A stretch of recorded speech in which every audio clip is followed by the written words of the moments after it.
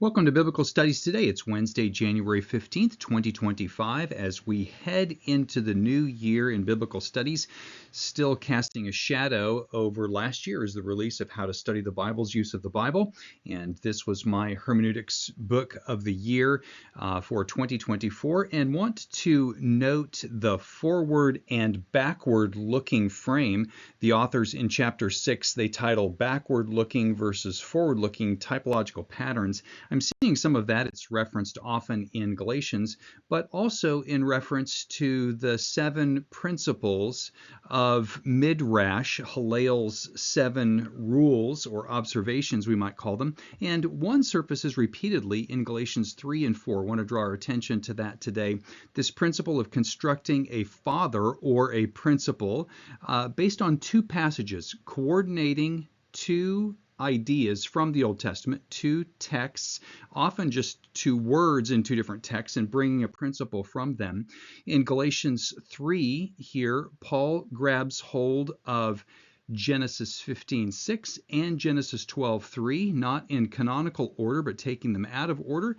And the principle he grabs hold of is Abraham's faith led to the blessing of the nations. Abraham believed, and that's credited to him for righteousness, and all nations are thus blessed. The semantic connection between crediting and blessing here, along with the use of Abraham. And I think this is a forward-looking reference, that Paul sees a forward trajectory in Genesis 15:6 and 12:3 together.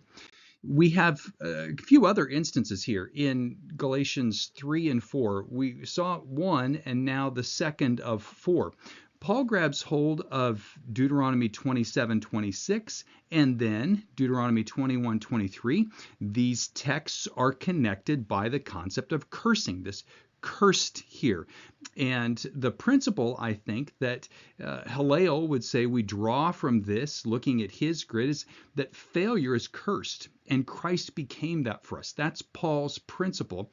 I think this is a backward-looking reference. I think Paul recognizes the concept of justification and writes about that and the blessedness that comes in justification, and the curse has been applied to Jesus. And I think he looks backward to these Old Testament texts and then draws them into Galatians.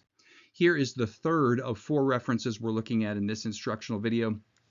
Habakkuk 2:4 combined with Leviticus 18:5, and the principle that we have, this idea of live.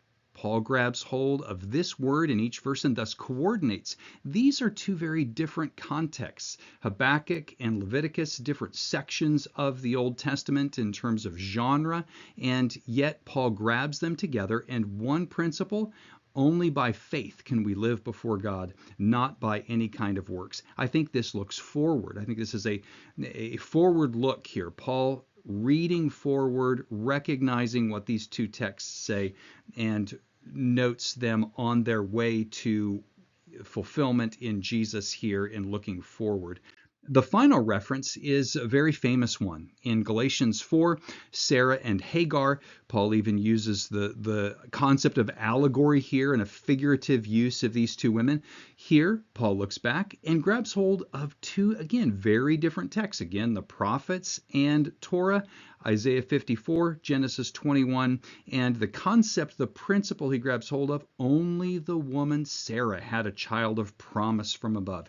The supernatural nature of Isaac's birth, not Ishmael, and thus a distinction. I think this is a backward look. I think Paul, looking back to the Old Testament, sees in Hagar and Sarah an opportunity to do allegory, to do a distinction in terms of the church and those outside, and noting the privileged place of the church and the supernatural nature of the church.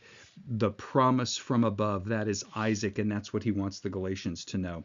When we think about the complex use of the Old Testament and the New, here are 4 places in Galatians that give us pause and help us to appreciate the backward and forward looking of Paul's use of the Old Testament here.